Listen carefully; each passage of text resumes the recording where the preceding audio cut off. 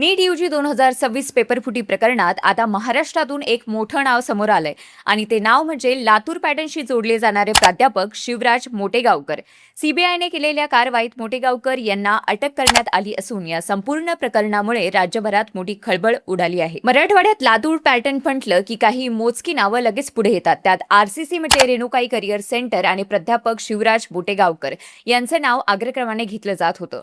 नीट, JEE आणि MST CET सारख्या स्पर्धा परीक्षांच्या तयारीसाठी हजारो विद्यार्थी आरसीसी कडे वळायचे. मात्र आता त्या संस्थेच्या प्रमुखावर नीट पेपरफुटीमुळे सहभागी असल्याचा गंभीर आरोप झाल्यानं शिक्षण क्षेत्र हादरलं आहे.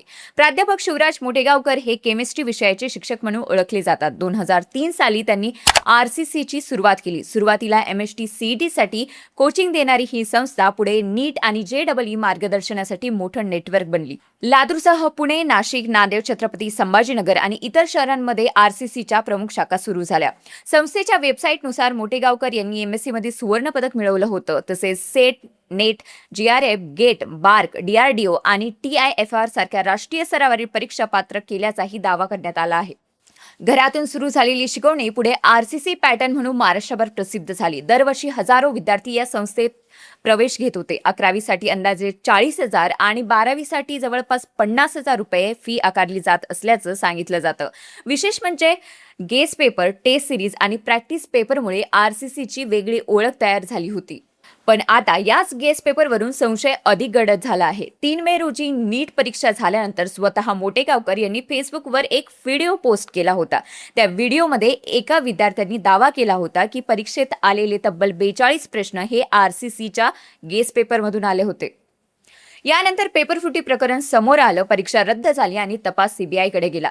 सीबीआयने 17 मे रोजी जवळपास 10 तास मोटेगावकरांची चौकशी केली.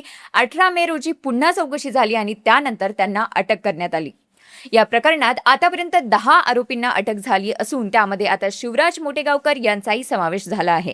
त्यांना दिल्लीतील राऊज अव्हेन्यू कोर्टात हजर करण्यात आलं. सीबीआयने 10 दिवसांची कोठडी मागितली होती, मात्र कोर्टाने 9 दिवसांची कोठडी मंजूर केली.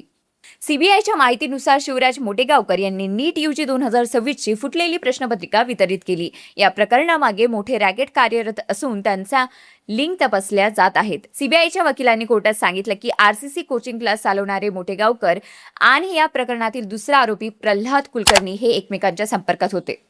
अटकेनंतर तयार करण्यात आलेल्या मेमोमध्ये सीबीआयने गंभीर दावे केले आहेत. तपासात असं निष्पन्न झाल्याचं सांगितलं गेलं की मोटेगावकर हे नीट यूजी 2026 पेपर फुटी आणि वितरण करणाऱ्या संघटित टोळीचे सक्रिय सदस्य होते. तपास यंत्रणेनुसार 23 एप्रिललाच परीक्षा होण्यापूर्वी प्रश्नपत्रिका आणि उत्तर आरोपींकडे पोहोचली होती. 14 मे रोजी लातूरमधील त्यांच्या घरावर छापा टाकण्यात आला. त्यावेळी त्यांच्या मोबाईलमध्ये नीट यूजी 2026 चे लीक झालेले प्रश्न सापडल्याचा दावा सीबीआयने केला आहे. तसेच विवेक पाटीलसह अनेकांना लीक प्रश्नपत्रिका आणि उत्तरपत्रिका पुरवल्याचा आरोप करण्यात आला आहे. हाताने लिहिलेल्या प्रश्नपत्रिकांच्या प्रती काही जणांना देण्यात आल्या, मात्र त्या सर्वांची नावं अद्याप समोर आलेली नाहीत. सीबीआयच्या मेमोमध्ये आणखी एक गंभीर बाब नमूद करण्यात आली आहे. तपासादरम्यान पुरावे नष्ट करण्याचा प्रयत्न झाल्याचाही संशय व्यक्त करण्यात आला आहे. दरम्यान परीक्षा रद्द झाल्यानंतर मोटेगावकर यांनी त्यांच्या यूट्यूब चॅनलवर विद्यार्थ्यांना संबोधित करत एक व्हिडिओ प्रसिद्ध केला होता. घाबरू नका, आरसीसी पुन्हा मोफत ऑनलाईन क्लासेस सुरू करेल असंही त्यांनी म्हटलं होतं. तसंच आम्ही ज्या सराव चाचण्या घेऊ त्यांच्या बाहेर प्रश्न पडणारच नाहीत असा दावाही त्यांनी केला होता. आता या सगळ्या घडामोडींमुळे एक मोठा प्रश्न निर्माण झालाय. ज्या लातूर पॅटर्नवर राज्यभरातील पालक आणि विद्यार्थ्यांचा विश्वास होता, त्याच पॅटर्नवर आता संशयाची सावली पडते का?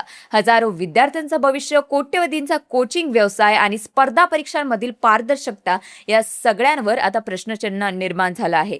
या प्रकरणाचा तपास अजून सुरू आहे. आणखी कोणती मोठी नावे समोर येणार? पेपर फुटीमुळे हे रॅकेट किती खोलवर रुजलंय आणि सर्वात महत्त्वाचं म्हणजे विद्यार्थ्यांच्या भविष्याशी खेळ करणाऱ्यांवर किती कठोर कारवाई होणार आहे हे पाहणं आता महत्त्वाचं ठरणार आहे.